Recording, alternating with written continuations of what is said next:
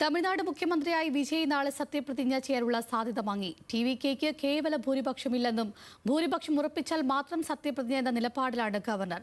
ഡി.എം.കെ ബന്ധം ഉപേക്ഷിച്ച കോൺഗ്രസ് ഒപ്പം ചേർന്നതോടെ കേവല ഭൂരിപക്ഷത്തിന് 5 അംഗങ്ങളെ പിന്തുണയാണ് വിജയ്ക്ക് ആവശ്യം.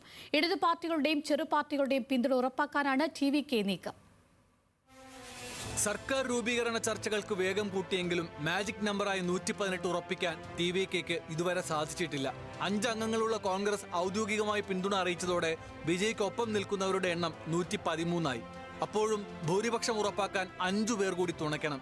ലോക് ഭവനിലെത്തി ഗവർണർ രാജേന്ദ്ര ആർലേക്കറുമായി കൂടിക്കാഴ്ച നടത്തിയ വിജയ്ക്ക് ഭൂരിപക്ഷം തെളിയിക്കുന്ന കത്ത് കൈമാറാൻ സാധിച്ചില്ല. പിന്തുണ കത്ത് കൈമാറിയാൽ സത്യപ്രതിജ്ഞ ചെയ്യാമെന്ന നിലപാടിലാണ് ലോക് ഭവൻ. ഇതിനായി 2 അംഗങ്ങൾ വീതമുള്ള CPIM-ന്റെയും CPI-യുടെയും VCK-യുടെയും പിന്തുണ ടി.വി.കെ തേടിയിട്ടുണ്ട്.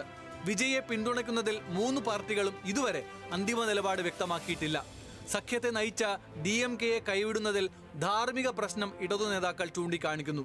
വിജയ്ക്ക് പുറമേ നിന്നുള്ള പിന്തുണയോ ഭൂരിപക്ഷം തെളിയിക്കുമ്പോൾ സഭയിൽ നിന്ന് വിട്ടുനിൽക്കുന്ന കാര്യമോ ഇടതു പാർട്ടികൾ പരിഗണിക്കുന്നുണ്ട്.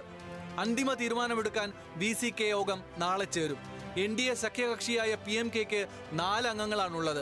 പക്ഷേ കേന്ദ്ര മന്ത്രിസഭാ പുനഃസംഘടനയിലെ പ്രാതിനിധ്യം അടക്കം പരിഗണിച്ചാകും അൻപുമണി രാംദാസിന്റെ തീരുമാനം.